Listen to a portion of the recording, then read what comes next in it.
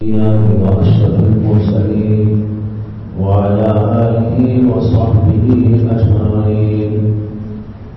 أما بعد فأعوذ بالله من الشيطان الرجيم. بسم الله الرحمن الرحيم.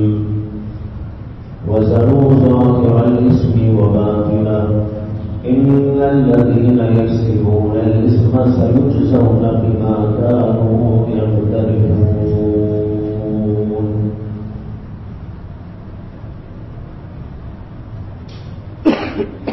محترم حضرات، بھائیو، بزرگوں، انسان کے اندر کئی قسم کے گناہ کا جذبہ رکھا گیا ہے. ان میں سے دو بہت خطرناک ہیں. ایک جاہی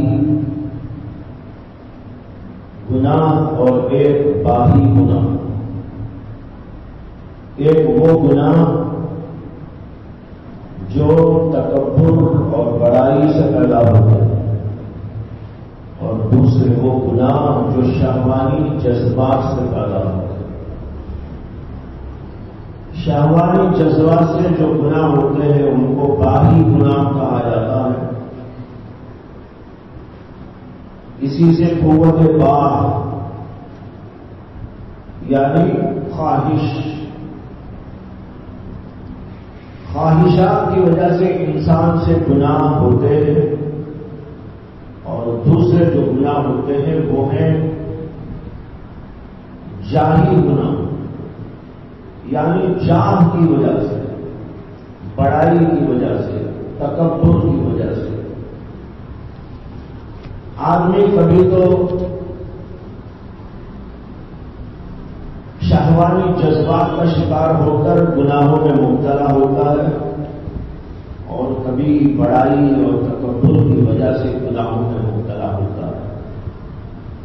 اور یہ دونوں قسم کے گناہ بڑے خطرناک قسم کے گناہ ہوتے ہیں. اور پھر ان میں سے ظاہری گناہ بھی ہوتے ہیں، باطنی گناہ بھی ہوتے ہیں. اللہ نے تمام قسم کے گناہوں سے بچنے کا حکم دیتے ہوئے فرمایا وَذَرُوا ظَاهِرَ الْإِثْمِ وَبَاطِنَهُ، ظاہری اور باطنی تمام قسم کے گناہوں کو چھوڑو. ضرور کے معنی آتے ہیں چھوڑ دو، اور چھوڑنے کا لفظ عام طور پر وہاں استعمال ہوتا ہے جہاں پہلے سے بیماری ہوتی ہے. اگر پہلے ہی سے نہ ہو تو چھوڑنے کا کیا مطلب؟ مطلب یہ ہے کہ تم پکڑے ہوئے ہو، اب چھوڑ دو. گناہوں میں مبتلا ہو، اب چھوڑ دو. تکبر میں مبتلا ہو اور چھوڑ دو. شہوانی گناہوں میں مبتلا ہو اور اب چھوڑ دو. اگر آدمی مثال کے طور پر ایک چیز پکڑا ہوا نہیں ہے، ہاتھ میں کچھ بھی نہیں ہے، تو آپ اسے بولیں کہ چھوڑ دو. اگر کوئی بولے گا تو سمجھے گا بھائی بے وقوف آدمی ہے، میرے ہاتھ میں تو کچھ بھی نہیں ہے، کیا چھوڑو. چھوڑنے کا لفظ وہی بولتے ہیں جہاں پہلے سے کوئی چیز پکڑے ہو. اس میں اشارہ ہے کہ عام طور پر لوگ گناہوں میں مبتلا رہتے ہیں، یا کہ عام طور پر گناہوں کے جذبات لوگوں کے اندر ہوتے ہیں. اسی اللہ نے کہا ہاں انبیاء اس سے الگ ہیں. انبیاء اکرام علیہ السلام کو اللہ تبارک و تعالیٰ نے معصوم بنایا. ہر قسم کے گناہوں سے اللہ ان کو محفوظ اور معصوم رکھتے ہیں.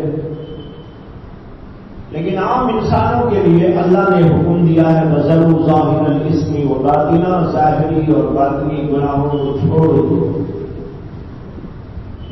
قرآن میں ایک جگہ پر آیا ہے، اللہ تعالیٰ نے کہا جمعہ کے سلسلے میں یا ایھا الذین آمنوا اذا نودی للصلاۃ من یوم الجمعۃ فاسعوا الی ذکر اللہ وذروا البیع. یہاں پہ دیکھیے وہی ضرور کا لفظ آیا ہے. اے ایمان والو، جب جمعہ کے دن اذان ہو جائے تو اللہ کے ذکر کی طرف دوڑو جلدی کر کے پہنچو.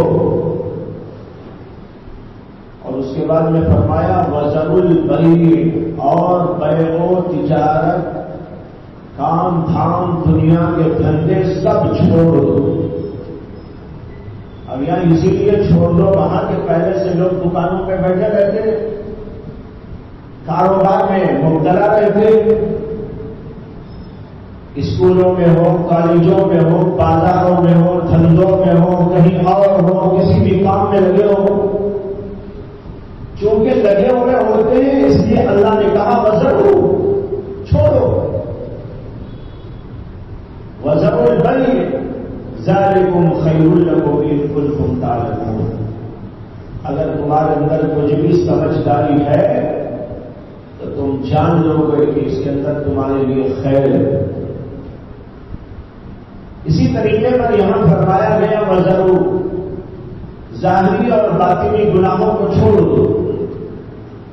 معلوم ہوا کہ لوگ عام طور پر مبتلا رہتے ہیں، اس لیے اللہ نے حکم دیا ہے چھوڑ دو. اور اللہ جس بات کا حکم دیتے ہیں اور امر فرماتے ہیں، علماء لکھتے ہیں وَالْأَمْرُ لِلْوُجُوبِ وَالْأَمْرُ لِلْفَرْضِيَّةِ. امر جو آتا ہے، حکم اللہ کا، وہ کسی چیز کے واجب ہونے اور فرض ہونے کو بتانے کے لیے آتا ہے. یہاں معلوم ہوا کہ گناہوں کو چھوڑ دینا فرض ہے. یہ اس سے سمجھ میں آ رہا ہے. اسے کہ اللہ نے امر کا لفظ استعمال کیا اور فرمایا ضرور چھوڑ دو. اور امر آتا ہے وجوب و فرضیت کو بتانے کے. لہذا ہم سب پر یہ واجب ہے. جیسے اللہ نے کہا اقیم الصلاۃ، نماز پڑھو. نماز فرض ہو گئی کہ نہیں ہو گئی؟ اسے کہ اللہ نے حکم دیا اقیموا، نماز قائم کرو. اللہ نے جب کہا آتوا الزکاۃ، زکات ادا کرو، زکات فرض ہو گئی کہ نہیں ہو گئی؟ اسی طرح جہاں اللہ کے اوامر آتے ہیں، احکامات آتے ہیں، وہ ہمارے اوپر واجب اور فرض ہو جاتے ہیں. جس طرح نماز کا حکم آنے پر نماز واجب، جس طریقے پر زکات کا حکم آنے پر زکات واجب، جس طرح شکر کا حکم آنے پر شکر واجب، جس طرح صبر کا امر آنے پر صبر واجب، اسی طرح اور بہت سارے احکامات. اسی طریقے پر جب اللہ کا حکم آ گیا ضرور چھوڑ دو، معلوم ہوا کہ گناہ کو چھوڑ دینا بھی فرض ہے. اور جو چیز فرض ہوتی ہے اس کے خلاف کرنا حرام ہوتا ہے. جو چیز فرض ہوگی نا، جیسے نماز پڑھنا فرض ہے کہ نہیں؟ فرض ہے تو نماز چھوڑنا حرام. زکات دینا فرض ہے تو زکات نہ دینا حرام. اسی طریقے پر گناہ چھوڑنے کو اللہ نے جب حکم دیتے ہوئے فرمایا وَذَرُوا، تو معلوم ہوا گناہ کا چھوڑنا فرض ہو گیا اور گناہ کا کرنا حرام ہو گیا. لیکن ذرا سوچیں اور غور کریں کہ ہم میں کتنے لوگ ایسے ہیں جو گناہ کو مبتلا رہتے ہیں. اللہ کا حکم ہے گناہ چھوڑو، گناہ نہ کرو. گناہ چھوڑنا تمہارے اوپر فرض، گناہ کا کرنا تمہارے لیے حرام. لیکن اس کے باوجود بہت سے گناہوں میں انسان مبتلا رہتے ہیں. کچھ بندے تو وہ ہیں جو ظاہری گناہ کرتے ہیں. کوئی نماز چھوڑ دیتا ہے، روزہ چھوڑ دیتا ہے، زکات چھوڑ دیتا ہے. یا اسی طرح کوئی ظاہری گناہ جھوٹ بول دیتا ہے، غیبت کرنے لگتا ہے، چغلی کھانے لگتا ہے. اور کچھ لوگ وہ بھی ہوتے ہیں جو باطنی گناہ، بلکہ اکثر لوگ باطنی گناہوں میں مبتلا رہتے ہیں. تکبر میں مبتلا ہے، عجب و خود پسندی میں مبتلا ہے، بڑائی میں مبتلا ہے. یہ وہ گناہ ہیں جو دل کے اندر ہوتے ہیں اللہ نے ظاہری باطنی تمام گناہوں کے چھوڑنے کو فرض قرار دیتے ہوئے حکم دیا وزن ظاہر الاسم و باطن. میں نے شروع میں عرض کیا تھا کہ ان میں سے دو قسم کے گناہ بڑے سخت ہیں. ان میں سے ایک ہے شہوانی جن کو کہتے ہیں باہی گناہ، اور دوسرے وہ ہیں جو تکبر و بڑائی سے پیدا ہوتے ہیں، ان کا نام ہے جاہی گناہ. جاہی گناہوں سے بھی زیادہ لوگ باہی گناہوں میں مبتلا رہتے ہیں. باہی گناہ ہر آدمی تقریباً مبتلا.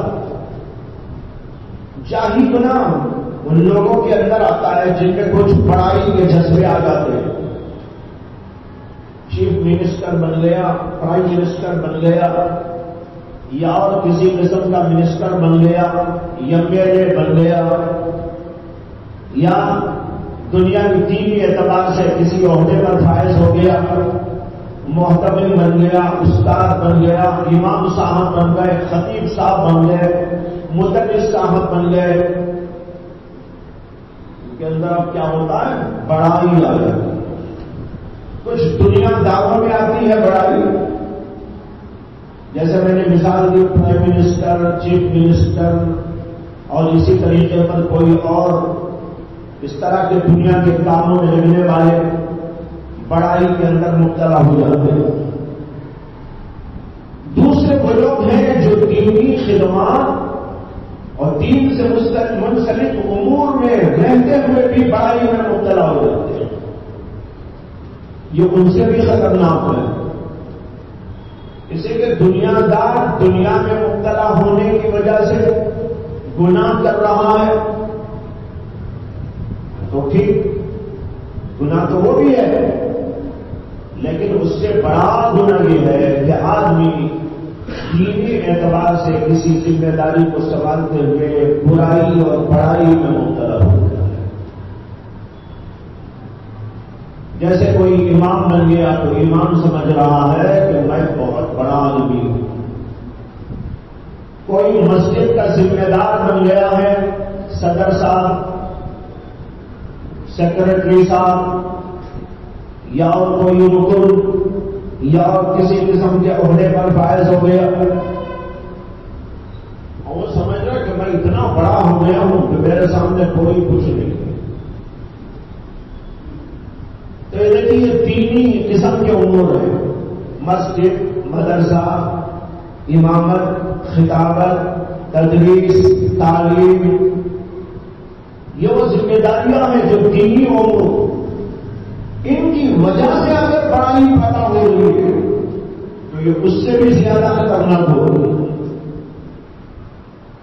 لہذا جو بھی دینی کاموں پر مقرر ہے ان کو تو اپنے دل کی اصلاح پر زیادہ توجہ دینے کی ضرورت ہے.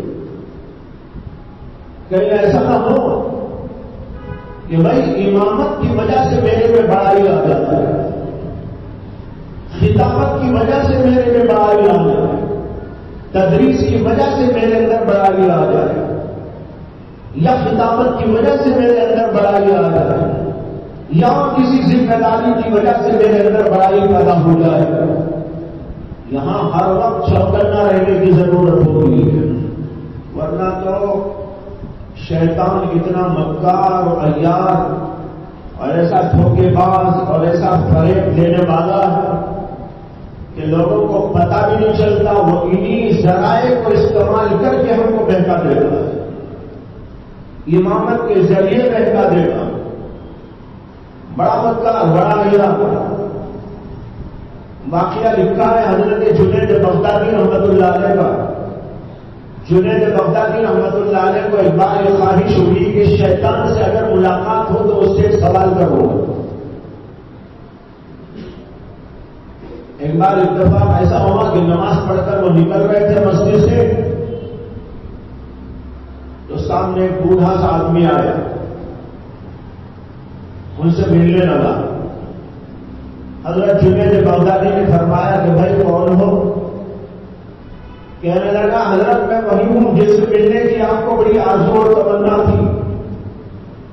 آپ بڑی بڑی خواہش کرتے تھے میں وہی ہوں. اچھا شیطان ابلیس؟ اس نے کہا ہاں میں شیطان ہوں ابلیس.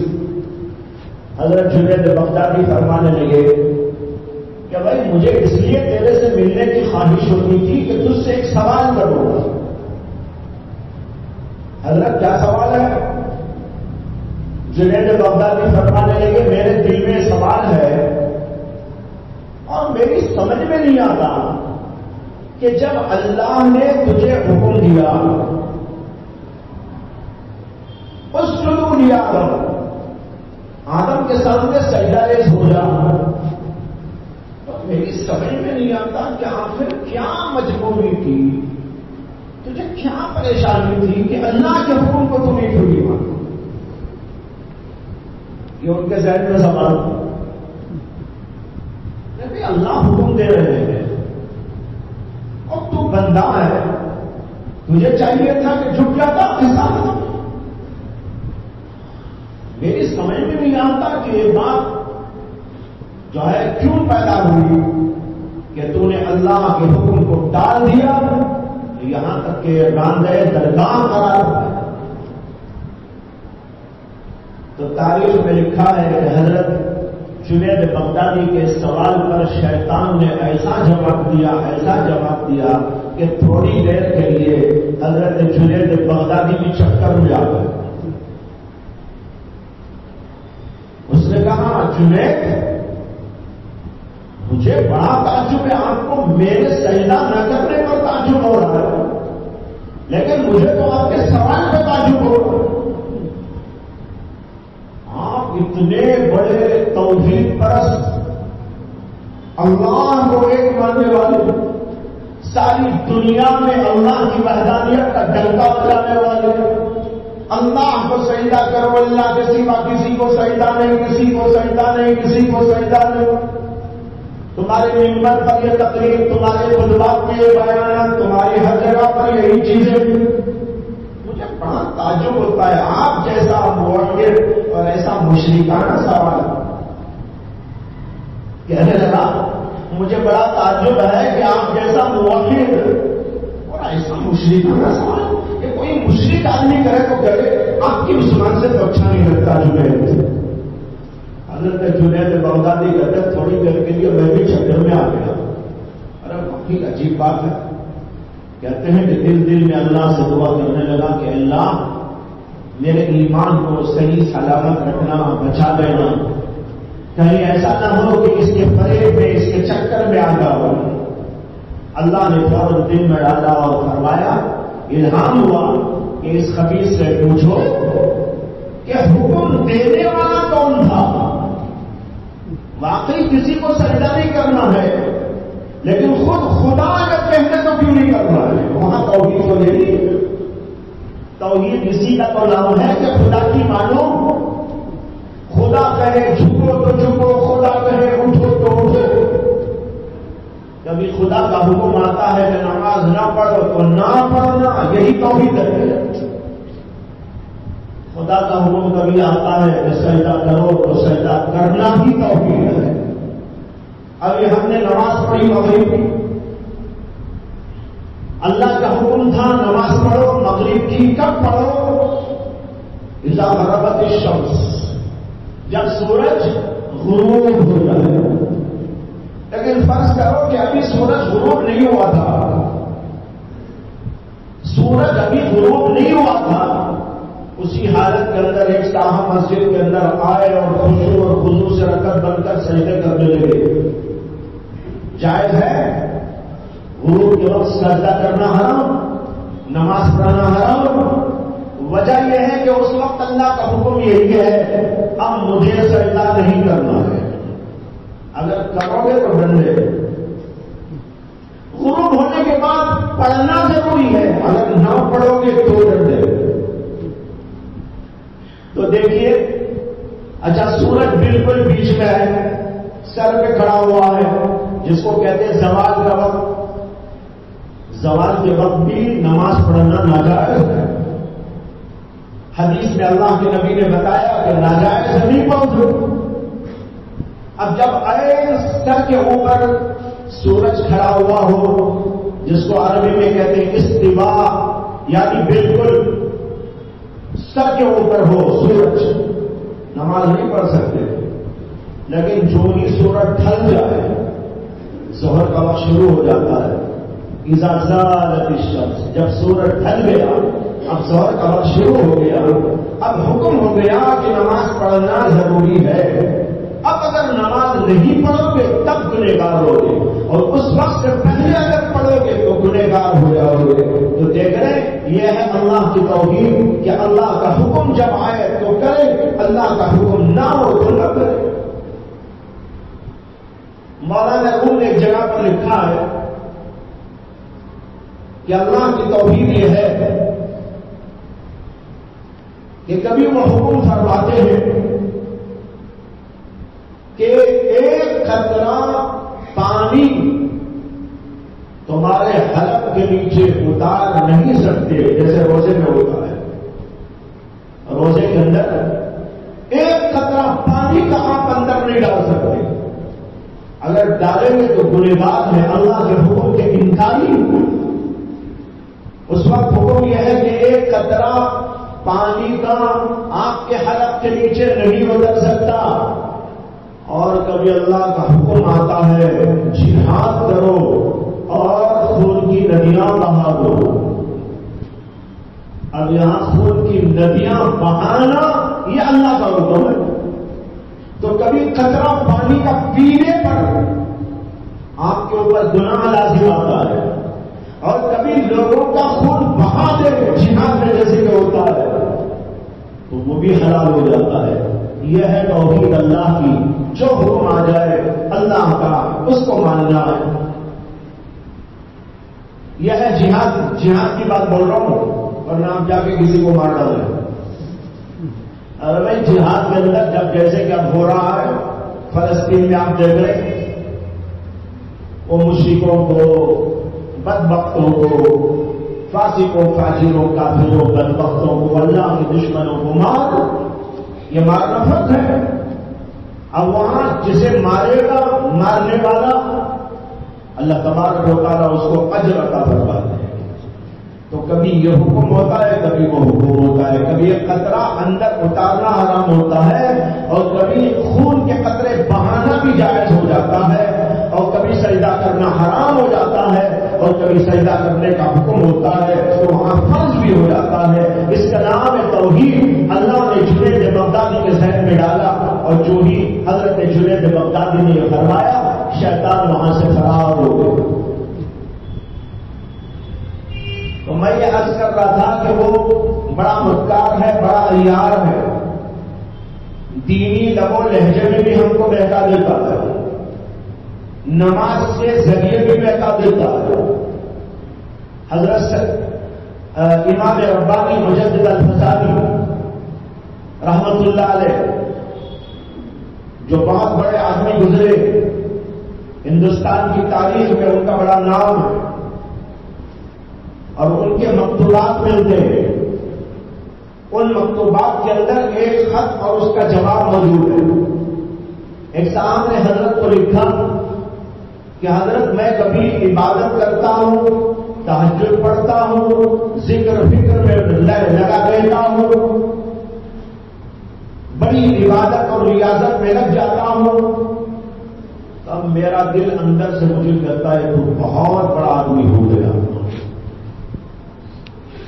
ساری دنیا کچھ نہیں، تو ہی سب کچھ ہے. تیرے اندر بڑی قابلیت ہے، تیرے اندر بڑا کمال ہے، تیرے اندر بہت استعداد ہے، تیرے اندر جو ہے بڑی خوبیاں جمع ہو گئی ہیں. دل اندر سے یوں کہتا ہے. اور کبھی ایسا بھی ہوتا ہے کہ میں گناہ میں مبتلا ہو جاتا ہوں، کچھ برائی کر بیٹھتا ہوں، نماز میری چھوٹ جاتی ہے، ذکر میرا چھوٹ جاتا ہے، تو اس وقت میرا دل بہت ہی ملول ہو جاتا ہے، اندر اندر پریشان ہوتا ہوں، اور دل اندر سے کہتا ہے تو بڑا نالائق ہے، بڑا بدبخت ہے، ایسا ہے ویسا ہے. میرا دل اندر سے مجھے ملامت کرتا رہتا ہے. حضرت کبھی ایسا ہوتا ہے، کبھی ایسا ہوتا ہے. کبھی تہجد گزاری میں لگا لیتا ہوں، ذکر فکر میں لگا لیتا ہوں، اور اس وقت میرا دماغ آسمان پہ چڑھ جاتا ہے، اور کبھی چھوٹ جاتا ہے تو پھر میرا دماغ اتر جاتا ہے، اپنے آپ کو ملامت کرتا ہوں۔ آپ بتائیے کہ ان دو صورتوں میں میرے لیے بہتر صورت کون سی ہے؟ یہ سوال ہے۔ حضرت امام ربانی مجدد الغزالی رحمۃ اللہ علیہ اس کے جواب کے اندر لکھتے ہیں، تیرا تہجد اور ذکر و فکر کر کے اپنے آپ کو بہت بڑا سمجھنا یہ شیطان کی عیاری و مکاری ہے، اور تیرا کبھی ذکر فکر کو چھوڑ کر اپنے آپ پر ملامت کرنا، اپنے آپ کو حقیر سمجھنا، یہ پہلی حالت سے بہتر حالت ہے کہ آدمی کبھی ذکر و فکر کو چھوڑنے کے بعد اپنے آپ کو ملامت کرے، یہ اچھا ہے اس کے بجائے کہ آدمی کو ذکر و فکر کرنے کے بعد آسمان پہ چڑھ جائے۔ یہ مجدد الغزالی کا جواب ہے۔ اس سے معلوم ہوتا ہے کہ کبھی شیطان ہم کو جو بہکاتا ہے وہ اس طرح بہکاتا ہے، دینی امور کے ذریعے، نماز پڑھنے کے ذریعے۔ نماز پڑھنا ہے، نماز چھوڑنا نہیں ہے، لیکن نماز پڑھنے کے باوجود اپنے آپ کو بڑا سمجھنا بڑی ہی بے وقوفی کی بات ہے۔ مولانا روم رحمۃ اللہ علیہ نے مثنوی شریف کے اندر ایک واقعہ لکھا ہے اس بات کو سمجھانے کے لیے، اور یہ تاریخی واقعہ ہے جو کبھی بغداد کے اندر پیش آیا تھا۔ کہتے ہیں کہ بغداد میں ایک دفعہ قحط پڑ گیا اور زبردست بہت مہینوں تک قحط چل رہا تھا، ساری دنیا پریشان، آسمان سے ایک قطرہ پانی نہیں ٹپکتا، جانور پریشان، انسان پریشان، درخت سوکھ گئے، بہت پریشانی پیش آئی۔ اس زمانے میں ایک آدمی وہاں کے دیہات میں رہتا تھا، اس کے گھر کے سامنے ایک گڑھا تھا، اور اس میں بہت زمانہ پہلے کبھی بارش ہوئی تو اس گڑھے میں کچھ پانی ٹھہرا ہوا تھا۔ ظاہر بات ہے مہینوں پہلے بارش ہوئی تھی، اور وہ گڑھے کے اندر جو پانی تھا وہ گدلا، گندا، اور اس کے اوپر مکھیاں، مچھر، بہرحال ناقابل استعمال قسم کا پانی ٹھہرا ہوا۔ لیکن جب قحط پڑ جاتا ہے نا تو بھائی وہی بہت بڑی نعمت معلوم ہوتی ہے۔ اسی اللہ کی نعمتوں کی ناقدری نہ کرو۔ جب اللہ نعمت دے تو ایک نعمت کو بھی نعمت سمجھ کر اس کا شکر ادا کرو۔ سوکھی روٹی بھی دے وہ بھی اللہ کی بڑی نعمت، بریانی ملے وہ تو ہے ہی نعمت، سوکھی ہوئی روٹی اللہ دے رہا ہے تو آدمی کو یہ نہیں خیال کرنا چاہیے ارے بھائی کیا مجھے سوکھی روٹی مل رہی ہے، ناشکری نہیں، اس پر بھی اللہ کا شکر ادا۔ تب یہ سوچو کہ اگر یہ روٹی بھی نہ ملتی تو کیا کرتا؟ سوکھی روٹی کھانے کو مل رہی ہے، معمولی کھانا کھانے کو مل رہا ہے، یہ تو اللہ کی عظیم الشان نعمت ہے۔ اگر یہ بھی نہ ملے تب کیا کر دیتا؟ حضرت امام شیخ سعدی رحمۃ اللہ علیہ اپنی کتاب بوستان یا گلستان میں یہ واقعہ لکھتے ہیں۔ ہم نے بچپن میں پڑھا تھا جب وہ کتابیں پڑھ رہے تھے، اب تو یاد نہیں رہا کہ بوستان میں ہے کہ گلستان میں ہے۔ معنی دونوں کی ایک ہی ہے، بوستان کے معنی بھی باغ، گلستان کے معنی بھی باغ۔ دو کتابیں انہوں نے لکھی اور دونوں کتابیں گلستان اور بوستان ہیں، کسی کے اندر ہے بہرحال واقعہ۔ وہ لکھتے ہیں کہ میں ایک دفعہ اپنے گھر سے نکلا تو مجھے جوتے میسر نہیں تھے، ننگے پیر چل رہا تھا، اور دل میں آ رہا تھا کہ کیا میری حالت وہ ایسی ہے کہ مجھے تو جوتے بھی نصیب نہیں۔ اللہ نے مجھے جوتے بھی نہیں دیے، ننگے پیر چل رہا ہوں، دن میں ایسی بات آ رہی۔ کہتے ہیں کہ تھوڑا سا آگے بڑھا تو وہاں گلی مڑ رہی تھی،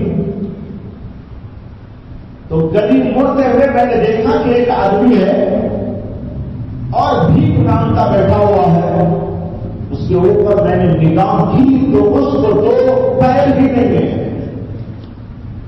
کہتے ہیں کہ بڑی عبرت ہوئی، میں نے اللہ سے کہا کہ اللہ مجھے تو جوتیاں نہیں ہیں، اس سے تو پیر ہی نہیں ہے، اگر آپ مجھے پیر ہی نہ دیتے تب بھی میں کیا کر لیتا، بندہ تو بندہ ہے، کیا کر لیتا۔ اللہ نے اگر دیا ہے شکر کرو۔ تو میں کہہ رہا تھا کہ گدلا اور گندا پانی اس کے گھر کے سامنے ایک جو ہے کڑے کے اندر ٹھہرا ہوا تھا، اس کے دل میں اچانک ایک بات آئی، اس نے سوچا کہ یہ پانی جو میرے گھر کے سامنے ہے، ہم بھی کبھی کبھی اس میں سے لے کے آج کل پی رہے ہیں، تو ایسا کریں گے کہ یہ پانی چھان کر کڑے سے نکال کر گھڑے میں ڈال دیں گے، گڑے سے نکال کر گھڑے میں ڈال دیں گے، چھان کر ڈال دیں گے اور پھر اسے پیک کر دیں گے اور یہ لے جا کر بادشاہ وقت کی خدمت میں پیش کر دیں گے۔ اسے کیا قحط تو سب جگہ ہے، ہو سکتا ہے بادشاہ کے ہاں بھی پریشانی ہوگی پانی کی، اب میں یہ پانی گھڑے میں ڈال کر لے جاؤں گا، بادشاہ خوش ہو جائے گا اور ہو سکتا ہے کہ بادشاہ مجھے کچھ نواز دے اور پیسے ویسے دے دے، درہم و دینار سے نواز دے، خلعت و انعام سے نواز دے، تو پھر میرا دنیا کا کام بھی بن جائے۔ اس نے اپنی بیوی سے جا کر اپنی رائے بیان کی، اس لیے کہ وہ صاحب الرائے ہے، وہ صاحب الرائے ہوتی ہے نا، معلوم ہے، ایک ہے صاحب الرائے اور ایک ہوتا ہے صاحب الرائے۔ صاحب الرائے کے معنی رائے دینے والا، صاحب الرائے کے معنی صحیح رائے رکھنے والا۔ صاحب کہتے ہیں صحیح، اور وہ اس کے دماغ میں آیا تو اس نے کہا ارے میں تو صرف صاحب الرائے ہوں۔ صاحب الرائے تو بیوی ہے، اسے بیوی سے مشورہ کرنا چاہیے۔ اب وہ بیوی سے جا کے مشورہ کیا تو اس نے کہا ارے یہ تو بہت اچھی رائے معلوم ہوتی ہے اور اس سے تو ہمیں بادشاہ کے پاس سے پیسہ ویسا بھی مل جائے گا، ہم غریب لوگوں کے لیے کچھ کام دام کچھ اس سے چل جائے گا، چلو میں بھی تم بھی دونوں مل کر پانی کو نکالیں گے، چھانیں گے اور گڑھے سے نکال کر گھڑے میں ڈال دیں گے۔ چنانچہ دونوں نے مل کر کام کیا اور اس کو چھان کر ایک گھڑے میں ڈال کر اوپر سے اس کو پیاک کیا اور پھر وہ گھڑا اٹھا کر وہ آدمی وہاں سے چلا اور چلتے چلتے چلتے اپنے گاؤں سے بغداد شہر کو پہنچا اور جا کر بادشاہ کے محل کے پاس وہاں پر کہنے لگا کہ بھائی مجھے بادشاہ سے ملنا ہے۔ سیکورٹی فورسز تو وہاں موجود تھے، انہوں نے کہا بھائی ہر آدمی تو بادشاہ سے نہیں مل سکتا، تم کون ہو بادشاہ سے ملنے والے؟ اس نے کہا جی دیکھو میں ایک بہت اہم کام سے آیا ہوں، میں بادشاہ کے لیے بہت دور سے ایک عظیم الشان تحفہ لے کر آیا ہوں، یہ تحفہ مجھے بادشاہ کو پیش کرنا ہے، لہذا کسی طرح اجازت لے کر مجھ کو دے دو۔ اس نے ایسا گر گرایا اور ایسا التماس کیا اور ایسا التجا کیا۔ یہ التجا اور التماس اور عاجزی اور انکساری ایک ایسی چیز ہوتی ہے جو ہر جگہ اپنا کام بنا دیتی ہے۔ فخر اور غرور اور تکبر کام نہیں لاتا۔ آدمی کو عاجزی انکساری جو ہوتی ہے وہ ہر جگہ کام آ جاتی ہے۔ اسی لیے حدیث کے اندر نبی اکرم صلی اللہ علیہ وسلم نے یہ مضمون بھی ارشاد فرمایا ہے کہ رفق و نرمی میں جو کام بنتا ہے وہ سختی میں کام نہیں بنتا۔ حدیث کا مفہوم ہے، اللہ کے نبی کہتے ہیں نرمی و لطافت اور پیار و محبت سے آدمی کام لیتا ہے یا عاجزی انکساری سے جب کام لیتا ہے وہ کام بن جاتے ہیں جو آدمی کے کام اس وقت نہیں بنتے جب سختی میں آ جاتا ہے، تکبر میں آ جاتا ہے۔ بہرحال اس آدمی نے ایسی التجا کی کہ سیکورٹی والے جو ہے عاجز آ گئے. انہوں نے کہا بھائی ٹھیک ہے تم تو بہت عاجزی کر رہے ہو, اظہاری کر رہے ہو, ہم بادشاہ سے اجازت لے لیتے. اب بادشاہ سے اجازت لی گئی تو بادشاہ نے پوری بات سننے کے بعد اجازت دے دی کہ اچھا لے آؤ کون بے وقوف ہم سے ملنے آیا ہے. ہمارے سے ملنے کو بڑے بڑے لوگ آتے ہیں, یہ کون بے وقوف آ گیا ہے ملنے, کبھی بے وقوف بھی آتے ملنے, آ جانے دو. اب اس کو لے کر بادشاہ کے پاس میں گئے تو کھڑا سر پہ تھا,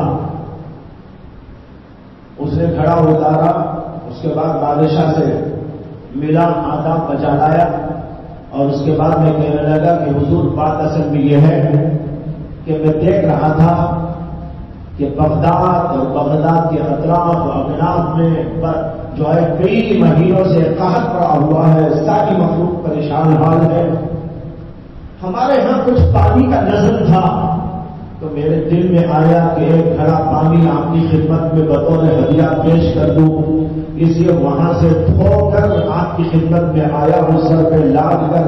اگر یہ آپ قبول کر لیں ظاہر قسمت. بادشاہ نے کہا اچھا کھڑا لے آئے ہو اتنی دور سے. اپنے خادموں کو حکم دیا کہ بھائی اس کا ایک گھڑا لے لو اور کھولو. اور وہ کھولا تو دیکھا کہ گندلا پانی ہے, پاک صاف نہیں ہے, گندلا گندا اور بدبو بھی آ رہی ہے. بادشاہ نے کہا اس کو بند کر کے ہمارے تحائف خانے میں رکھ دینا جہاں تحفے جوڑے جاتے ہیں, اور پھر اس کا شکریہ ادا کیا. بھائی تم نے اتنی دور سے محنت کی اور ہمارے لیے خیال کیا اور پانی لا کر تم نے پہنچایا. اور پھر اس کے بعد اپنے خادموں سے کہا کہ گھڑا بھر کر یہ پانی لائے ہیں, ایک گھڑا بھر کے اشرفیہ ان کو دے دو. اب وہ گئے گھڑا بھر کے اشرفیہ لا کر اس کو پیش کر دی. اس کا مقصد بھی یہی تھا. گھڑا بھر کے اشرفیہ معلوم نہیں کتنے ہزار اشرفیہ تھی. اب وہ بیچارہ بہت خوش ہوا, خوش ہو کر وہاں سے نکلا تو بادشاہ محسوس کر رہا تھا کہ اس کا دماغ ذرا اوپر ہو گیا ہے, اس کا دماغ ذرا اوپر چڑھ گیا ہے. یہ سمجھ رہا ہے کہ اس نے میرے اوپر احسان کر دیا ہے.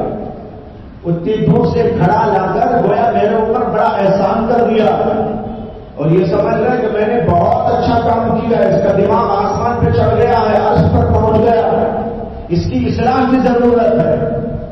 تو بادشاہ نے اسے کہا کہ یہ گھڑا ہماری طرف سے ہدیہ لے لو, اور اپنے خادم سے کہا کہ ذرا ان کو جاتے جاتے یہ پہلی دفعہ ہمارے دربار میں محل میں داخل ہوا ہے, ذرا ہمارے محل کی سیر کرا دو. اب اسے جو خادمین تھے وہ لے کر گئے اور سیر کرائے. دیکھو بھائی یہ ہے وہ یہ ہے وہ یہ ہے یہ ہے وہ ہے. دیکھا تو ایسی ایسی ایسی چیزیں ہیں جو اس کے کبھی خواب میں بھی نہیں آئی, اس کے تصور میں نہیں آئی. اور اسی کے ساتھ یہ جو ہے محل سے نکلتے ہوئے جگہ جگہ جگہ جگہ چھوٹے چھوٹے تالاب بنے ہوئے اور ان کے اندر فوارے لگے ہوئے اور ان کے اندر پانی جاری ہے, انتہائی پاک صاف شفاف, اتنا پیارا پانی اور فوارے. اس کو دیکھ کر ہی دل خوش ہو رہا تھا کہ ماشاءاللہ کیسے کیسے فوارے ہیں, کیسے کیسے چشمے ہیں, کیسا اچھا پانی ہے, کیسا صاف ستھرا پانی ہے. اب اندر اندر دل میں کہہ رہا ہے لا حول ولا قوت الا باللہ, میں نے کتنی بڑی مدد کی. وہ گھڑا لا کر میں نے کتنی بڑی مدد کی. اب تک یہ سمجھ رہا تھا میں نے احسان کیا ہے بادشاہ پر, میں نے بہت بھاری کام کر دیا ہے کہ وہاں سے گھڑا ٹھوک کے لا کر بادشاہ کو پیش کر دیا, اور یہ سمجھ رہا تھا میرے گھڑے کے عوض میں, میرے گھڑے کے بدلے میں بادشاہ نے یہ دیا ہے کیا, اشرفیوں کا گھڑا. لیکن جب سیر کر کر دیکھنے لگا اور وہاں کے فوارے دیکھا, وہاں کے چشمے دیکھا, وہاں کا پانی دیکھا اور وہاں کی چیزیں دیکھی, نایاب چیزیں دیکھی, اس کی آنکھیں کھل گئی اور آنکھیں ہی نہیں دل کھل گیا. اب اندر سے کہنے لگا لا حول ولا قوت الا باللہ. بادشاہ کو بڑا پیش کر میں نے کتنی بڑی غلطی کر لی. اور پھر کہنے لگا اندر اندر بادشاہ نے یہ تحفہ مجھے دیا ہے تو محض احسان ہے بادشاہ کا, فضل و کرم ہے بادشاہ کا. اگر بادشاہ چاہتا تو میرے اس گدلے کو گندے پانی کے لانے پر مجھے تو قید میں بھی ڈال سکتا تھا. میں نے تو بڑی بری حرکت کی تھی, غلط حرکت کی تھی, بادشاہ کی توہین کی تھی, بادشاہ کے جو ہے صاحب گویا کہ گستاخی کی تھی, استہزاء و مذاق کیا تھا. بادشاہ نے اگر یہ تحفہ دیا یہ محض اس کا احسان ہے, میرے گھڑے کا بدلہ نہیں ہے. اب اس کی سمجھ میں آیا, بادشاہ وہی علاج کرا کر اس کو بھیج دیا. مولانا روم لکھتے ہیں یہ واقعہ لکھنے کے بعد اسی طرح کبھی سالم اللہ کے راستے میں چلنے والا تہجد پڑھنے لگتا ہے, ذکر اذکار کرنے لگتا ہے, نمازوں کی پابندی کرنے لگتا ہے, ذکر و تلاوت میں مشغول ہو جاتا ہے. اندر اندر سے کہتا ہے کہ میں نے تو ایسا کام کیا ہے, ویسا کام کیا ہے, میں نے یہ ذکر کر دیا ہے, میں نے یوں تہجد پڑھ دی ہے, میں نے قربانیاں دے دی ہے. اندر اندر سے شیطان اسی طرح اس کو بہکاتا ہے جیسے کہ اس کی ہاتھی کو بہکایا.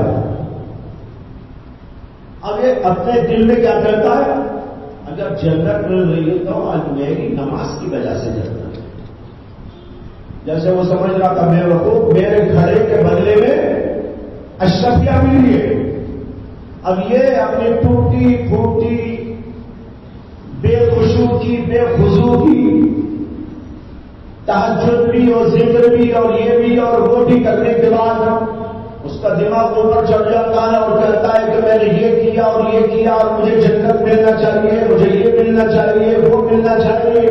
اگر جنت مل رہی ہے تو میری عبادت کی وجہ سے مل رہی ہے, یہ سمجھتا ہے.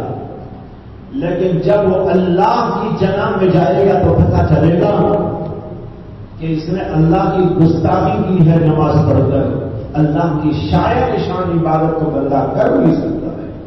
جیسے اس نے کیا تھا اسی طریقے پر بندے کو پتہ چلے گا کیا عبادت تیری, کیا ریاضت تیری, کیا مجاہدہ تیرا, کیا ذکر تیرا, کیا فکر تیرا, کیا مجاہدہ تیرا.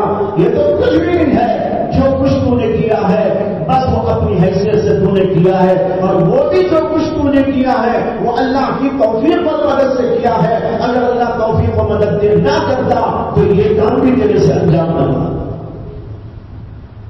یہیں سے اس حدیث کا مفہوم سمجھ میں آتا ہے کہ جناب رسول اکرم صلی اللہ علیہ وسلم نے فرمایا کہ کوئی بھی آدمی جنت میں اپنے عمل کی وجہ سے داخل نہیں ہوگا. یہ حدیث آپ نے سنی ہوگی. اللہ کے رسول صلی اللہ علیہ وسلم نے فرمایا کہ کوئی بھی آدمی اپنے عمل کی وجہ سے جنت میں داخل نہیں ہوگا بلکہ اللہ کی رحمت کی وجہ سے داخل ہوگا. اپنا عمل ہے ہی کیا کہ اس کی وجہ سے اللہ جنت میں بھیج گئے. اسے گھڑے میں اشرفیاں دی گئی تھی تو کیا اس کے گھڑے کا بدلہ تھا وہ؟ نہیں, وہ اس کی رحمت تھی, بادشاہ کی رحمت تھی, اس کا فضل تھا, اس کا کرم تھا کہ اس نے اس کے گھڑے کو قبول کر لیا تھا اور محض اپنے فضل و کرم سے اس کو دے دیا تھا, کھڑا بھر کے اشرف دیا. اسی طرح اگر اللہ کسی بندے کو جنت میں بھیجتا ہے سمجھو کہ وہ اللہ کی رحمت سے جاتا ہے, اپنی عبادت سے نہیں جاتا. اسی حدیث میں آتا ہے کہ حضرات صحابہ کرام نے پوچھا کہ یا رسول اللہ وَلَا أَنْتَ يَا رسول اللہ, اللہ کے رسول آپ بھی نہیں جائیں گے اپنے عمل سے؟ صحابہ پوچھ رہے ہیں وَلَا أَنْتَ يَا رسول اللہ, اللہ کے رسول آپ بھی اپنے عمل سے نہیں جائیں گے جنت میں؟ اللہ کے رسول کہتے ہیں ہاں میں بھی میرے عمل سے نہیں جاؤں گا, اللہ کی رحمت کی. بعض روایتوں میں واقعہ آتا ہے کہ نبی اکرم صلی اللہ علیہ وسلم نے پرانے زمانے کے حالات بیان کرتے ہوئے یہ قصہ سنایا تھا کہ کوئی آدمی تھا پرانے زمانے میں، اس نے 500 برس اللہ کی عبادت کی. پہلے زمانے میں عمر بھی طویل ہوتی تھی. 500 برس عبادت کرتا تھا. اس کے دماغ میں یہی سما گیا کہ میں تو 500 برس عبادت کر کے جا رہا ہوں، بس میرے لیے تو جنت کی سرٹیفکیٹ یقینی نہیں ہے. جب مر کر اللہ کے دربار میں پیش ہوا تو اللہ تعالی نے کہا کہ غفرت لک برحمتی، غفرت لک برحمتی، جا جنت میں چلا جا، میں نے تجھے میری رحمت سے بخش دیا ہے. میں نے تجھے میری رحمت سے بخش دیا ہے. اس کے دل میں خلیش پیدا ہو گئی. ارے اللہ فرما رہے ہیں کہ اپنی رحمت سے مجھے بخش دیا، میری 500 سال کی عبادت کا دل، اللہ کی رحمت ہی سے بخشا جانا تھا تو مجھے اتنی عبادت کیوں؟ کہاں گئی میری عبادت؟ اس کا کیا عبادت، اس کا کیا بدلا؟ دل میں خلیش پیدا ہو گئی. اور اللہ کو دل کے راز بھی معلوم ہے، دل میں گزرنے والے خیالات و خواطر بھی معلوم ہیں. اللہ تبارک و تعالیٰ نے اس کا علاج کرنا چاہا. فرشتوں کو حکم دیا کہ ابھی سے جنت میں مت لے جاؤ، بلکہ اسے ذرا جہنم کی طرف گھما کے لے آؤ. بعد میں جنت میں جائے گئے، لیکن ذرا جہنم کی طرف، جہنم میں نہیں، خالی اس کی طرف، وہ ہزاروں میل دور ہوگی، خالی اس کی سائڈ میں ایسا گزار کے لے آؤ. اور اس کو ادھر لے کر گئے تو پیاس لگنے لگی، پسینہ آنے لگا، جس سے کہ وہ ایریا جہنم کے ایریا ہے. اب ادھر جاتے ہی اسے پیاس آنے لگی، پسینے میں شراب ہو گیا، حالانکہ کانٹے جیسے محسوس ہونے لگے. فرشتوں سے اس نے کہا کہ مجھے ذرا پانی پلا دو. فرشتوں نے کہا پانی تو ملے گا، لیکن پانی بھی گرم ملے گا، ٹھنڈا کا ملے گا. یہ ایریا کون سا ہے؟ جہنم کا ایریا ہے. جہنم کے ایریا میں سب گرم. دنیا میں بھی چاہیے جن علاقوں میں آپ جاتے ہیں گرمی کے ایریا، وہاں تو ایسا موقع ہوتا ہے کہ ہمارے کپڑے بھی گرم ہو جاتے ہیں، جسم بھی گرم ہو جاتا ہے، بعضوں کا دماغ بھی گرم ہو جاتا ہے، بعضوں کا دماغ بھی گرم ہو جاتا ہے، تمام چیزیں بھی گرم ہو جاتی ہیں، اور گھڑیاں بھی گرم ہو جاتی ہیں. میں نے خود محسوس کیا ہے عرب وغیرہ میں. آپ جانیے، وہاں دیکھیے اتنی گرمی پڑتی ہے کہ بعض وقت ایسا محسوس ہوتا ہے کہ گھڑی نہیں پہن سکتے، ہم گھڑی نکال دینا پڑتا ہے. تو بہرحال فرشتوں نے کہا یا تو ٹھنڈا پانی کا ملے گا، پھر یہاں ملے گا تو یہ گرم پانی ملے گا. ماء حمیم، جس کو قرآن نے کہا. خیر اتنے میں اللہ نے آزمائش کے لیے ایسا کیا، ایک فرشتے کو بھیجا، اس فرشتے کے ساتھ پانی تھا. اس نے کہا اللہ کے واسطے ذرا پانی پلا دو، میری حالت تو بڑی خیر ہو رہی. فرشتے نے کہا کہ پانی تو مل جائے گا، ٹھنڈا پانی، لیکن ایک کٹورا پانی کی قیمت 500 برس کی عبادت ہے. ایک کٹورا پانی کی قیمت 500 برس کی عبادت ہے. اگر تمہارے پاس ہے تو لے لو، نہیں تو نہیں ملے گا پانی. اس نے کہا ہے میرے پاس، لے لو. پانی لیا، عبادت دے دیا، اور پانی پی کر، ابھی پانی پی کر فارغ بھی نہ ہوا تھا کہ پھر پیاس شروع ہو گئی. اس سے وہ تو جہنم کا ایریا ہے نا. پانی پیتے ہی تھے اور پیاس لگنے لگی. اس نے کہا بھائی اللہ کے واسطے اور ایک کٹورا پلا دو. اس نے کہا ٹھیک ہے لے لو، اور 500 سال کی عبادت کرو. اس کے بعد 500 سال کی عبادت تھی، وہ تو دے چکا تھا. اب اور ایک کٹورا پینا ہے تو اور 500 سال کی عبادت چاہیے، وہ تو ہے نہیں اس کے پاس. پھر اللہ کا حکم ہوگا کہ اس کو ہمارے پاس لے کر آؤ. اب اس کو لایا جائے گا تو اللہ پوچھیں گے ارے بندے بتا، تجھے میں اپنی رحمت سے بخشوں یا تیری عبادت سے بخشوں؟ تجھے میں اپنی رحمت سے بخشوں یا تیری عبادت کی عوض بخشو. پھر اللہ فرمائیں گے ایک کٹورا پانی کی قیمت تو نے یہاں چکائی ہے 500 برس کی عبادت. میں نے تجھے کتنے کٹورے پانی پلائے تھے, میں نے تجھے کتنا کھانا کھلایا, میں نے کتنی ہوائیں تجھ کو دی, میں نے تجھے روشنیاں کتنی دی تھی, میں نے تجھے کیا کیا نعمتوں سے نوازا تھا. اگر ان ساری چیزوں کی بل پیش کر دی جائے تو کیا کوئی بندہ ہے جو اس بل کو ادا کر دے؟ ہم کرنٹ لیتے ہیں تو بل بنتے ہیں نا. اب روزانہ اللہ کتنا کرنٹ اوپر سے دے رہے, سورج کی روشنی آ رہی ہے, منور کر رہے ہیں آپ کے گھروں کو. اگر اللہ اس کی بل ڈال دے تو کیا ہوگا؟ ہوا آپ کو مل رہی ہے, اگر اس کی بل اللہ ڈال کر ہم کو دے دیں اتنی عبادت کرو تو ملے گی ہوا.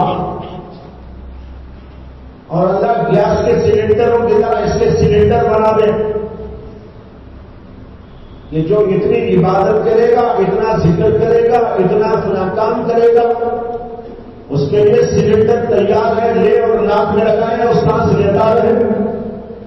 اور اگر اتنی عبادت نہیں کرے گا تو سلنڈر نہیں ملے گا.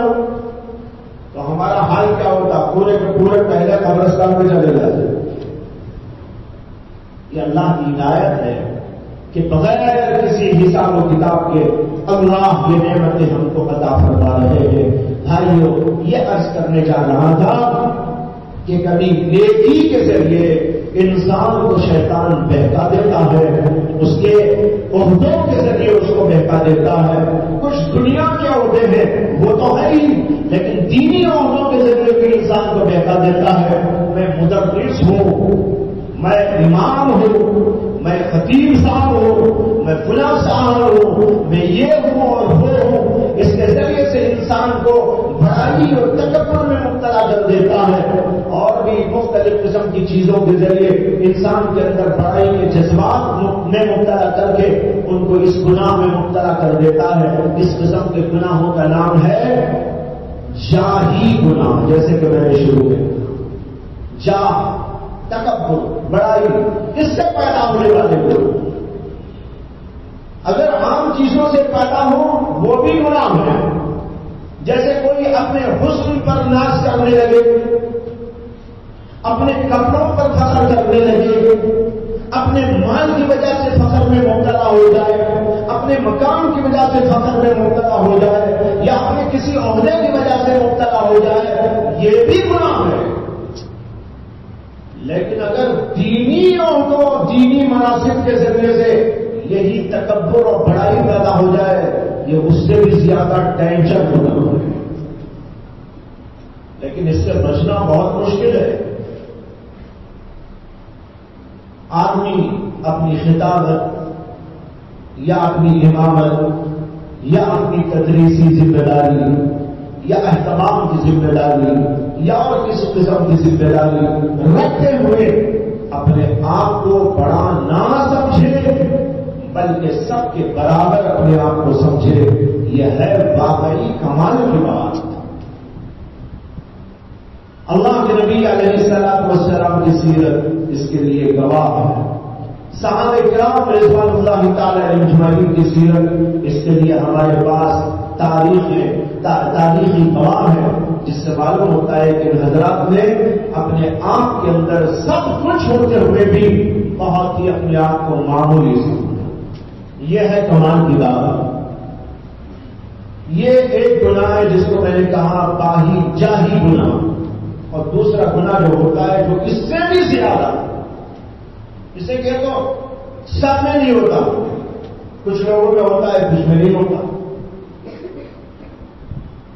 لیکن ایک اور گناہ ہے, وہ ہے شہوانی گناہ. اس میں تقریباً ہر آدمی مبتلا ہوتا ہے. اللہ ہم سب کی حفاظت کرتا ہے. شہوانی جذبات, برائی, کسی نہ کسی حیثیت سے انسان کو اپنی ڈگر سے ہٹنے پر مجبور کر دیتی ہے. اور آج کل ایسے اسباب پیدا ہو گئے جن اسباب کی وجہ سے انسان کی خواہشات، انسان کے اندر کے جذبات، نفسانی اور شہوانی جذبات بھڑک اٹھتے ہیں، ایسے اسباب پیدا ہو گئے۔ عورتوں کا قصہ، موبائل کی ہر ہاتھ کے اندر، موبائل کا ہر ہاتھ میں آ جانا، یہ ٹیلی ویژن، یہ انٹرنیٹ اور یہ اس طرح کی چیزیں، غلط قسم کی چیزیں، یہاں سے وہاں تک کی بھرمار، ان چیزوں نے ان شہوانی جذبات کو، نفسانی خواہشات کو بھڑکا کے چھوڑ دیا۔ اور بقول ایک مصنف کے کہ ان سب چیزوں کی وجہ سے شہوت کی بھٹی بھڑک رہی ہے، شہوت کی بھٹی بھڑک رہی ہے، یہ سب اسباب پیدا ہو گئے اور اس کی وجہ سے انسان ان گناہوں میں مبتلا ہو رہا ہے جو شہوانی اور جذباتی اور نفسانی قسم کے ہیں اور بے حقی چیزوں میں مبتلا ہوتا جا رہا ہے۔ یہ انتہائی خطرناک ہے، جیسے کہ پہلی بیماری خطرناک تھی جس کو میں نے جاہی بیماری کہا تھا، یہ باہی بیماری کم خطرناک نہیں، یہ بھی بہت بڑی بیماری، اور اس بیماری کا نتیجہ دو شکلوں میں ظاہر ہوتا ہے۔ ایک جسمانی اعتبار سے کمزوریاں اور دوسرے روحانی اعتبار سے کمزوری۔ جہاں تک جاہی بیماری کا قصہ ہے، اس کی وجہ سے عام طور پر جسمانی بیماری نہیں ہے، اور تو روحانی بیماری ہے۔ صرف آدمی پڑھائی میں آ گیا، تکبر میں آ گیا، کیوں ہو گیا، یہ سمجھنے لگا، وہ سمجھنے لگا، لیکن اس کے جسم کو بیماری ٹچ نہیں کرتی، خراب نہیں کرتی۔ لیکن یہ شہوانی بیماری ایسی بیماری ہے جس سے کہ ایک طرف انسان کے جسم کو بھی بربادی اور تباہی لاحق ہوتی ہے اور دوسری طرف اس کی روحانیت کو بھی تباہی اور بربادی لاحق ہوتی ہے۔ جسم اور روح دونوں تباہی کی طرف۔ ایسے واقعات دیکھے جاتے ہیں، سنے جاتے ہیں، تاریخ میں بھی ہیں، موجودہ دور میں بھی ہیں کہ جو لوگ شہوانی بیماریوں میں مبتلا ہو گئے وہ آخر نامردی کا شکار ہو گئے، نامرد بن گئے۔ ایسے واقعات آج کل کتنی کثرت کے ساتھ میں پیش آ رہے ہیں، لوگوں کو حیرت ہے کہ کیا ہو رہا ہے، لیکن جو حقیقت جانتے ہیں ان کو کوئی حیرت نہیں، اس لیے کہ یہ اس لیے ہو رہا ہے کہ انہوں نے اپنے شہوانی جذبات اور خواہشات کو بے تکے انداز میں خرچ کرنا شروع کر ڈالا، غلط راہوں میں خرچ کرنا شروع کر ڈالا، جبکہ اللہ کی عظیم الشان نعمت ہے کہ ایک انسان کے اندر شہوانی جذبات ہو، شہوانی خواہشات ہو، یہ انسان کے لیے ایک اللہ کی رحمت اور عظیم الشان تحفہ، یہ انسان کے اندر نہ ہو وہ کیا انسان ہو تو نامرد ہو جاتا ہے۔ لیکن اتنی بڑی نعمت کو جب آدمی غلط استعمال کرتا ہے وہاں تباہی لاحق ہوتی ہے۔ لہذا ایسی بیماریوں سے بچنے کے لیے کیا کرنا چاہیے؟ اس کے لیے سب سے پہلی بات تو یہ ہے کہ شہوانی بیماریوں سے اپنے آپ کو بچانے کے لیے اپنے جسم کی طرف بھی توجہ کرے کہ میرے جسم کو اس کی وجہ سے کیا کیا نقصانات لاحق ہو سکتے ہیں۔ یہ اصل تو نہیں ہے، لیکن بہرحال یہ بھی ہے کہ آدمی یہ سوچے کہ اس کی وجہ سے مجھے کیا کیا نقصان ہو سکتا ہے، کیسی کیسی بیماریاں ہو سکتی ہیں، میں کس طرح نامردی کا شکار ہو سکتا ہوں، میں کس طریقے پر اپنے آپ کو تباہ کر سکتا ہوں۔ ذرا یہ سوچے اور اس کو سوچتے سوچتے انسان سمجھداری کی طرف آ سکتا ہے کہ بھائی مجھے ایسی حرکت نہیں کرنی چاہیے۔ جہاں اللہ نے حکم دیا، اس کے استعمال کا طریقہ بتایا، اس کے حدود بتائے، اس کی شرائط بتائے، اس کے طریقے بتائے، صرف وہاں استعمال۔ اللہ تعالیٰ نے قرآن مجید کے اندر کئی جگہ اس قسم کی باتوں کا ذکر فرمایا. قد افلح المؤمنون کے اندر شروع میں موجود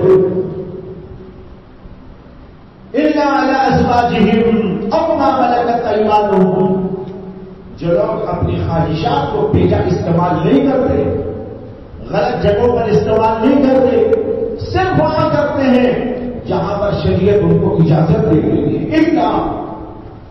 اللہ سے استثناء کی الا علی ازواجہم. لہذا اس کا تصور جو ہے کہ اس سے کیا کیا ہو سکتا ہے. میں نے واقعہ پہلے بھی بتایا ہے، ایک نوجوان کا واقعہ جو میرے پاس خود یہیں پر حاضر ہوا تھا. آج سے بہت سالوں پہلے کی بات ہے، ہو سکتا ہے 20-25 سال پہلے کی بات. جمعہ کی نماز پڑھا کر میں یہاں سے اپنے کمرے میں گیا، ایک نوجوان آیا، اس کو دیکھ کے ہی میں ڈر گیا. وہ ایسا لگ رہا تھا جیسے ابھی کوئی مردہ ہو جو قبر کے اندر سے اٹھ کے آ گیا ہو، یعنی ڈرون شکل، ہڈیوں کا کوڑا، جسم بالکل عجیب و غریب. دیکھ کر میں حیران پریشان بلکہ خوف زدہ ہو گیا. اور بھی لوگ میرے پاس بیٹھے ہوئے تھے. خیر وہ اندر آیا، بیٹھا. میں نے اس سے پوچھا بھائی کون ہو، کہاں سے آئے ہو؟ کہنے لگا میں حیدرآباد کا رہنے والا ہوں. میں نے کہا کیا بات ہے؟ کہنے لگا کہ بس میری حالت تو آپ دیکھ رہے. یہ کہتے کہتے رونے لگا. پھر اس کے بعد اس نے مجھ سے کہا کہ میری حالت بہت خراب ہے، میں بہت پریشان ہوں، آپ کچھ علاج بتا دیجئے، دعا بتا دیجئے، اس کے لیے آیا ہوں. میں نے کہا کیا پریشانی ہے؟ تو اس نے جو پریشانی بتائی وہ یہ تھی کہ کئی سالوں سے میرا حال یہ ہے کہ آنکھ لگتے ہی فوراً احترام ہو جاتا ہے، چاہے دن کا وقت ہو یا رات کا وقت ہو. اس وجہ سے میں سوئے ہوئے کئی سال ہو گئے. وہ نوجوان بتا رہا تھا اس کی وجہ سے کئی سال ہو گئے کہ میں سو نہیں پایا، اس لیے کہ دن ہو کہ رات ہو جو ہی آنکھ لگتی ہے فوراً نکل جاتا ہے، احترام ہو جاتا ہے. اٹھ جاتا ہوں، پھر سوتا ہوں، پھر وہی، پھر سوتا ہوں، پھر وہی.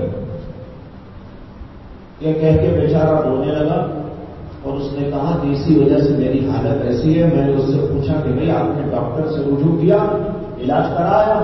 کہنے لگا کہ بہت سے ڈاکٹروں سے علاج کرایا، بہت سے حکیموں سے علاج کرایا اور بہت سارے عاملوں سے بھی علاج کرایا. یہی اس نے سب باتیں کہی. میں نے کہا کوئی فائدہ نہیں ہوا؟ اس نے کہا نہیں کوئی فائدہ نہیں ہوا. چند دن فائدہ ہوا، پھر وہی، چند دن فائدہ ہوا، پھر وہی. تو میں نے اسے ویسے ہی پوچھ لیا کہ بھائی آپ کرتے کیا ہیں، یعنی آپ کا کام دھام کیا ہے، کیا کام ہے آپ کا؟ تو وہ کہنے لگا کہ اس وقت میں کوئی کام نہیں کرتا ہوں، میں فلاں کچھ پڑھا تھا، وہ بتایا مجھے اس وقت یاد نہیں، 20-25 سال پہلے کی بات. اس نے کہا میں یہ پاس کیا ہوں، وہ پڑھا ہوں، لیکن مجھے کوئی نوکری ووکری نہیں لگی ہے، میں کئی سال سے بیکار ہی ہوں.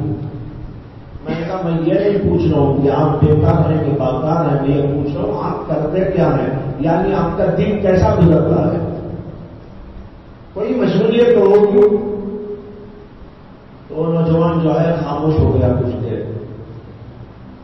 اس کے بعد میں نے اسے جب بار بار کہا کہ بھائی آپ کچھ تو کرتے ہوں گے نا دل میں، کچھ تو مصروفیت ہوگی آپ کی. تو وہ کہنے لگا کہ بس بلو فلمیں دیکھتا ہوں. میں نے کہا یہی تو آپ کی بیماری ہے جس کا علاج نہ کوئی ڈاکٹر کر سکتا ہے، نہ کوئی طبیب اور حکیم کر سکتا ہے، نہ کوئی عامل کامل کر سکتا ہے. یہ آپ کو تو روحانی مرض لگا ہوا ہے. جب گندی چیزیں دیکھتے دیکھتے دیکھتے دل پر، دماغ پر وہ چیز سوار ہو جائے، دل میں کہیں گھس جائے اور رکھ جائے اور بس جائے، اس کے سوا کوئی تصور نہ ہو، اس کے سوا کوئی دماغ میں بات آتی ہی نہ ہو، پھر ظاہر ہے کہ سوتے ہوئے بھی وہی نظر آئے گا جو جاگتے ہوئے تم دیکھ رہے تھے. آدمی جس طرح کی سوچ پیدا کرتا ہے خواب ویسے ہی نظر آتا ہے. یہ یاد رکھو نوجوانوں، طالب علموں، اس کو اچھی طرح یاد رکھو کہ آپ کا دن جیسا گزرتا ہے، آپ کے دن میں آپ کی سوچ جیسی ہوتی ہے، آپ خواب بھی اسی طرح کا دیکھ پائے. اگر آپ نے علمی اور اخلاقی، قرآنی اور دینی امور میں دل میں غور فکر سوچ بچار جاری رکھی، پڑھنے میں پڑھانے میں نیکیوں میں اچھائیوں میں آپ کام کرتے رہے، خواب بھی اسی طرح کا نظر آنے لگے گا. اور اگر آپ کریں برائی، دیکھیں برائی، غلط چیزوں کا تصور سمایا ہوا ہو تو پھر آپ کو خواب میں کیسا جنید بغدادی نظر آ جائیں گے. خواب وہی نظر آئے گا جو آپ دن میں دیکھتے ہیں یا رات میں بھی. اس لیے اپنی سوچ کو صحیح بنانا چاہیے. سوچ اچھی ہوتی ہے تو آدمی کا خواب بھی اچھا ہوتا ہے، اس کی زندگی بھی اچھی ہوتی ہے. بہرحال میں نے اس کے بعد اس نوجوان سے پہلے تو یہ عہد دیا کہ یہ تمام چیزیں چھوڑ دو، پھر اس کے بعد کچھ دعائیں بتائی، کچھ اس کو مذاکرہ کیے، کچھ وظائف بتائے کہ ان کی پابندی کرے نماز وغیرہ کی. اس کے بعد تو پتہ نہیں چلا، پھر کبھی نہیں آیا وہ نوجوان. میں بتائے رہا ہوں کہ کس طرح انسان اپنے آپ کو ہلاکت میں مبتلا کر لیتا ہے. یہ تو ہے جسمانی اعتبار سے. دیکھو اس کی کیا حالت، مردے کی طرح نظر آ رہا. اسی طرح بہت سے نوجوان آج کل اس طرح کی چیزوں میں مبتلا ہو کر اپنے آپ کو نامردی کی طرف لے کے چلے جاتے ہیں. دوسرے روحانی اعتبار سے اللہ سے دوری، نبی سے دوری، آخرت سے دوری، فرشتوں سے دوری، نیک لوگوں سے دوری. یہ جملہ جو بول رہا ہوں سوچ سمجھ کے نہیں بول رہا ہوں. اللہ سے دوری، رسول سے دوری، آخرت سے دوری، نیک لوگوں سے بھی دوری. ایسے لوگ نیک لوگوں کے پاس نہیں آتے، کتراتے ہیں.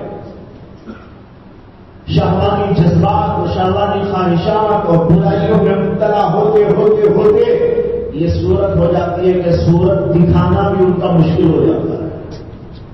نیک لوگوں کو صورت دکھانے کے قابل نہیں رہتے. اس لیے بھائیوں، یہ دونوں قسم کی بیماریوں سے اپنے آپ کو بچانے کی کوشش کرو تاکہ انسان بنے. اللہ نے ہمیں اندر یہ سب جو عطا فرمایا ہے یہ ہماری بھلائی کے لیے عطا فرمایا، برائی کے لیے نہیں عطا فرمایا. ان چیزوں کو ہم صحیح طور پر استعمال کریں تو واقعی ہم سے زیادہ اچھا کوئی انسان نہیں. اگر ان کو غلط استعمال کریں تو پھر ہم سے برا بھی کوئی انسان نہیں. لہذا ان باتوں کو میں نے جو عرض کیا دماغ میں بٹھا کر کوشش یہ کریں کہ اپنے آپ کو شہوانی نفسانی قسم کے گناہوں سے اور اسی طریقے پر جو ہے تکبر، ناز، فخر جو پیدا کرنے والے جذبات ہیں اس قسم کے گناہوں سے، دونوں قسم کے گناہوں سے اپنے آپ کو بچائے. اللہ مجھے بھی اور آپ کو بھی توفیق عطا فرمائے. وآخر دعوانا الحمدللہ رب العالمین.